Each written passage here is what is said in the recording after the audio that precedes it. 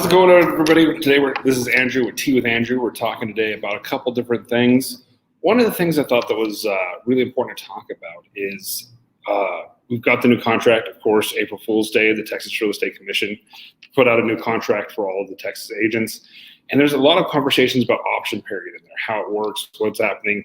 It used to be paragraph 23. It is now enrolled into paragraph 5. So there's been a lot of changes and things. Now, in paragraph 23, what was interesting is there were two boxes. Option money will or will not be refunded at closing. So that was a huge thing in a conversation. Now those boxes have gone away.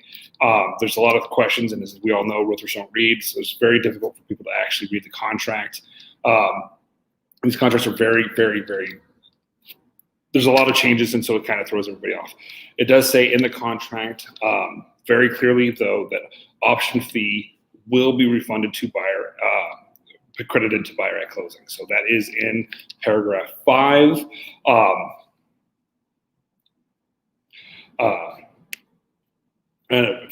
Paragraph 5, section 3, that it is in that contract. Now, the other question is earnest money. Earnest money is not talked about. Will it be credited? Will it not be credited?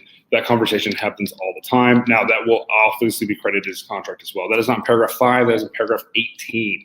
It says in paragraph 18 that that money will be credited to the buyer as well. First towards any cash down payment, and then towards any closing costs. So both the option fee and the earnest money are credited to buyer. Is no longer an option of will or will not be credited. So that is a little change that people need to think about and go in there and change. Now, 99% of the time, it was always credited to the buyer anyway. We gave them that opportunity to do what they needed to do. Now, the conversation that I want to talk about for the most part today is open houses. You know, it's kind of one of those things we're coming back to. If you have a listing right now, you kind of have gold. It's a great opportunity right now with Texas and New Mexico agents. There's a lot of opportunities for us as far as the different opportunities.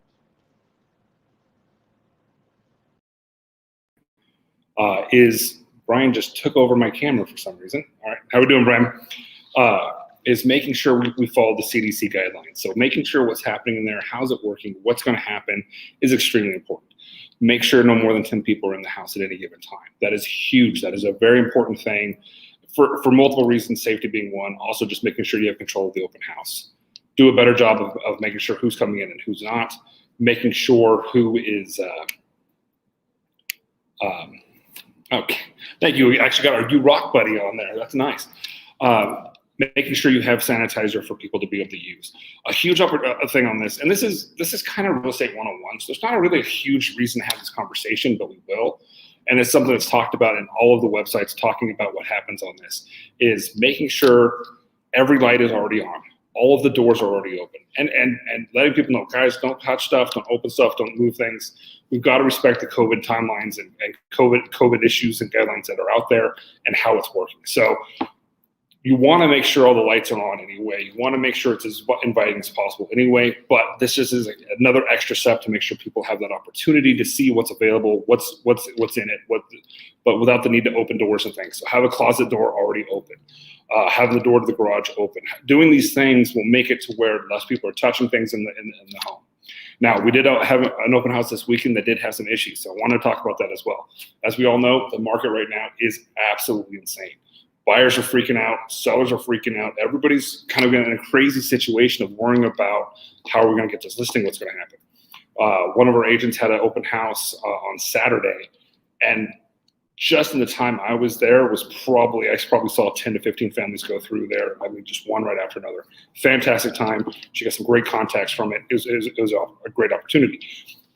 There was also a gentleman who came who made her feel very uncomfortable. And that's a huge thing I want to talk about today.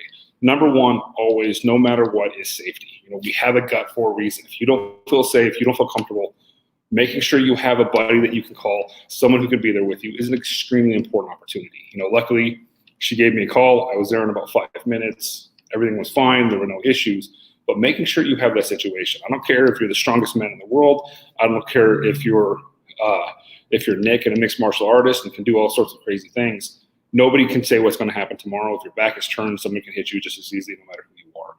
If you do not feel safe, if you do not feel comfortable, I don't care who you are. It has nothing to do with strength or size or ability. You've got to make sure you're protecting yourself, you're protecting the homeowner's asset, and everything else is being taken care of. So having those guidelines in place for COVID will help with that as well. But if there is someone who you do not feel comfortable with in the home, you have the right to tell them, sir, ma'am, whatever it is, you're going to have to leave. You're going to, what's going on?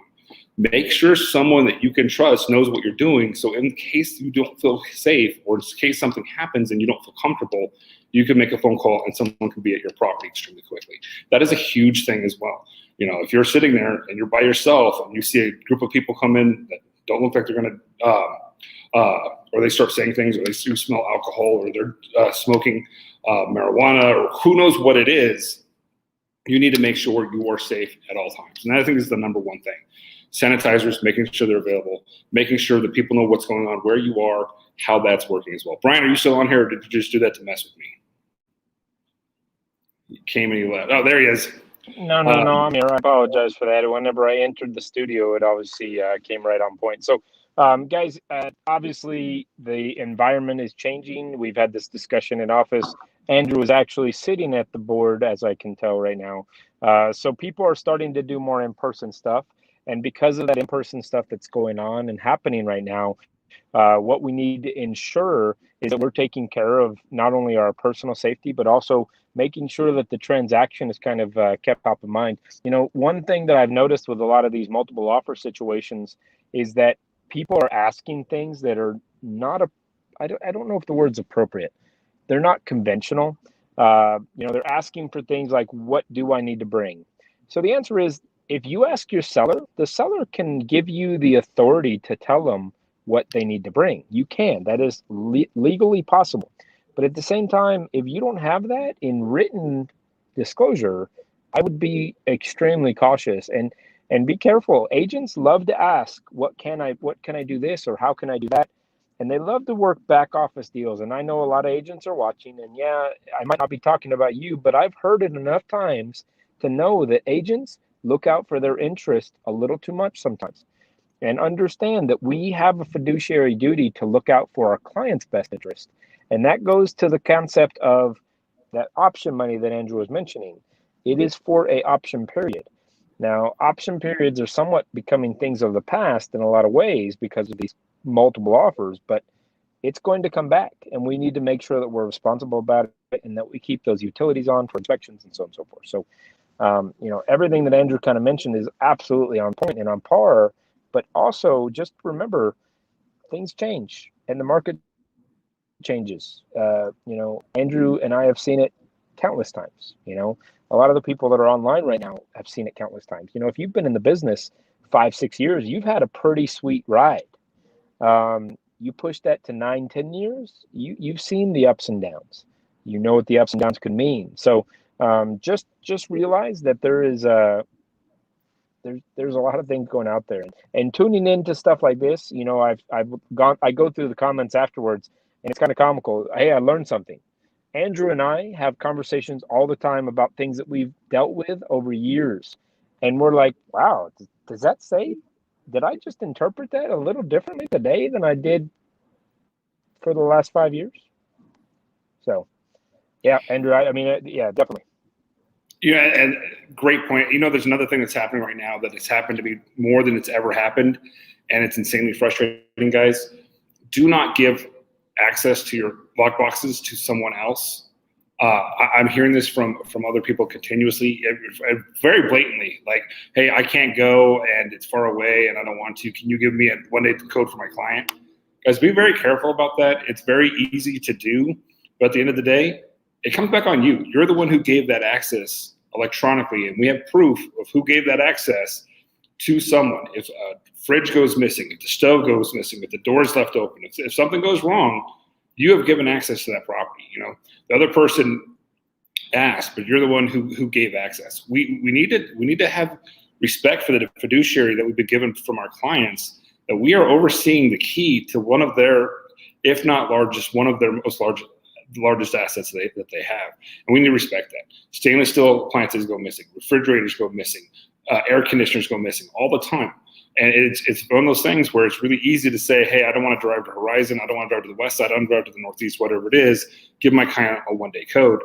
Be very careful about doing that, because at the end of the day, when push comes to shove and their seller goes back to that house and one, finds people without a realtor in the home, or two, finds something missing, they're going to come back on you and say, who was the last person in here? And you're going to see it's the person that you gave access to, who's not a licensed professional. So respect that, understand that. I understand how easy it is to do and how convenient it is, but at the end of the day, respect the responsibility we've been given, and understand that, and say, listen, I cannot give you access. If it's one of those things, you talk to your client says, it tells you something in writing, hey, you can do this with my permission, that changes the game a little bit. They were aware of it, they allowed it.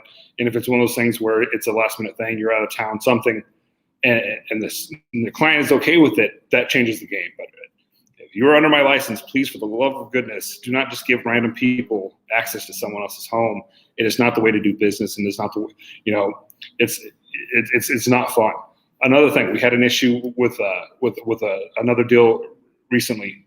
Walkthroughs, guys. At the end of the day, if your clients have signed that deal and it's funded and it's done, and your client goes there or your buyer goes there and the house is not clean, the house has not been left the right way, it's over. There's nothing we can do about it. We have a lot more control over making sure stuff is finished and completed nice prior to closing. So please, for the love of all goodness, back to the basics. I know it's hard to say right now.